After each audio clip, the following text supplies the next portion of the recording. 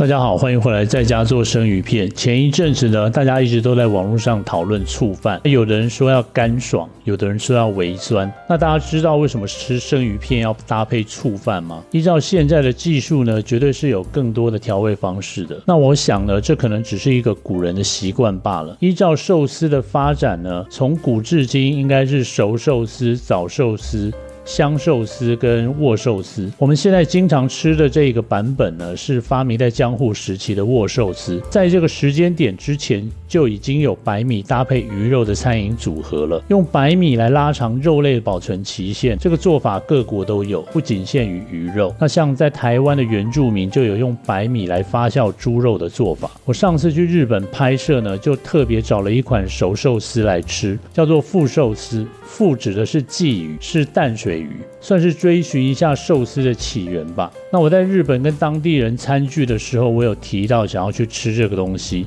那有一位大哥就跟我说，这不是人吃的，差不多像臭豆腐那样子的味道，这反而加深了我的好奇。京都的附近有一个琵琶湖，是日本最大的湖，目前是日本农业文化遗产的区域之一。这里自古产米，也产鲫鱼，所以古人就地取材，发展出富寿司这一种食物。琵琶湖周边有很多店都有卖富寿司，很多都是土产店，没有办法现场吃。我就上网找了一间石山寺附近的餐厅来吃看看。从新大阪坐火车到石山车站，换车坐到终点站，沿着河岸散步过去那间餐厅。我出发之前没有预期能看到枫叶。途中遇到这个石山寺很漂亮，完全是始料未及。没有预约的旅行才是最有意思的，走到哪看到哪，随遇而安。那我先介绍这个富寿司，这一次很可惜没有拍到制作的过程，我把相关影片的连结放在资讯栏。先把湖里的鲫鱼做成咸鱼，不去除内脏，保持鱼体的完整，只把眼睛挖掉。做成咸鱼之后，再冲掉多余的盐分，接着风干1-2天。然后用白饭塞进鱼鳃盖的那个洞里，拿一个大桶子，一层饭一层鱼的叠起来，边放边挤压，做到完全排除空气。最上面放一个大石头，过程中会压出多余的水分。接着就是长时间的发酵，以前是发酵3年以上，常温哦，没有煮熟的鱼哦。而且塞饭这个动作通常是在夏天完成的，腌制好就把鱼拿出来切片吃掉。那在古代天冷的地区，稻子的产量不会太高，白米是高价的奢侈品，所以腌鱼用的白饭到最后也是会一起吃的，那就是醋饭的原本面貌了。也许是因为这样子，所以在制作握寿司的时候才会加盐跟醋在饭里，而且还颇酸。那这个就是富寿司的成品。点餐的时候，店员看我指的这个，他还讲了一大串日文，再跟我确认了。他大概怕东西来了我会翻桌吧。那橘色的是鱼卵，现在卖的应该都是腌制时间比较短的早寿司，这应该不会是真的放3年的版本，不然会贵到我吃不起的。这一盘900日币也不便宜，闻起来并不臭，有一股酒粕的味道。先吃鱼肉的部分，我觉得还能够接受，就是太酸了，可以说是非常酸，并没有想象中臭豆腐的味道。我之前看一些外国人拍的影片，那种痛苦的表情应该是太夸大了。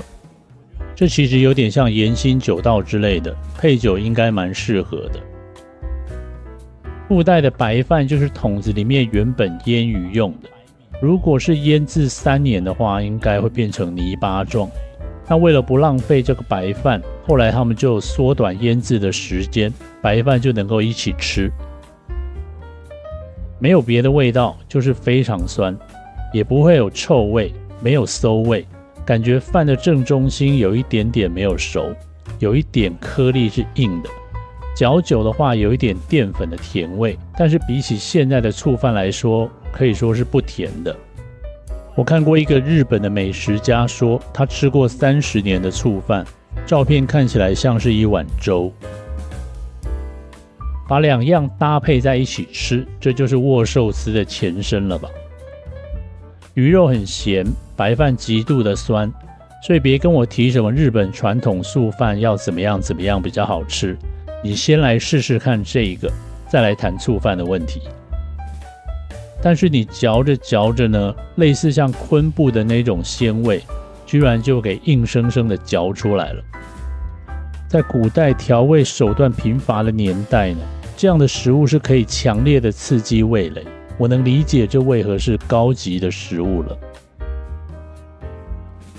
那这么好的东西不能只有我吃到，给太座试看看。其实不错吃啦，只是太太对于特殊产品的忍受度稍低。这怎么说也是古代贵族吃的东西嘛，只是我们管理不好自己的表情。一开始吃下去觉得还好，对不对？后劲很强。哦天哪！没有。斜对面有一间卖外带的，我买了一份给我朋友吃看看，他明天会来大阪。回程我们坐到不同的车站，这里叫湖滨大津。我看地图，这里有一个码头，应该可以搭乘游湖的船。天气非常好，漫无目的的闲晃一下。走过来发现时间刚好能搭上这一艘密西根号，是复古的河运轮船。有看过《汤姆历险记》的人应该会想坐吧。那别人是追寻美景的途中吃一点东西，我是追求美食的时候顺便看一点风景。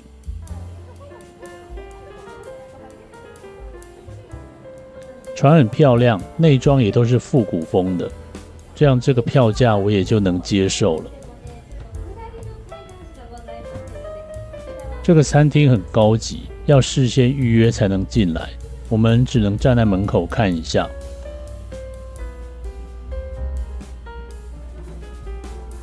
大厅里面有3位主持人会一直主持着节目，但我听不懂，还有欢乐的带动唱，有很多公司的忘年会的行程在这里，超多西装革履的人挤在一起喝酒。船的动力来源就是这里，很有趣。船总共有4种路线，也可以停靠在别站。船上有卖啤酒、红茶，还有一些轻食，感觉日本到处都有卖啤酒啊。这我特别帮你买，这什么珍馐之类的？这我去京都那个琵琶湖，我跟你讲，这个是古代真正的那个贵族在吃的东西，这就是寿司的起源。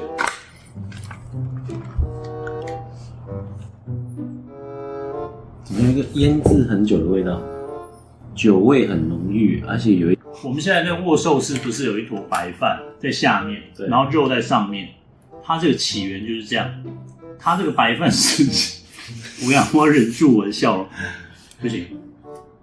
这白饭实际上就是就是这个，它是腌制它的。那太大了吧。那你闻一下，它就是这样。闻不出来什么味道。哦 ，OK， 就像酒酿。哦，有点像对导入这样子的感觉。我跟你讲，这个很贵，这个我买很贵。这个标准以前古代要腌3年啊。对，那现在这个版本，因为他们应该叫做早寿司啊，6个月到8个月就吃了，然后放上面，然后就品尝。没有，你可以自己先这样吃一块。我怕你一起的话，可能会不会看没的啊？试看看。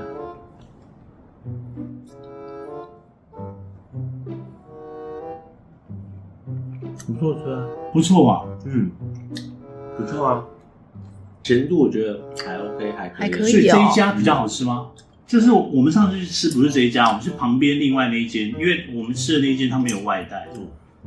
后面味道很重。对，后劲很强后劲很强啊。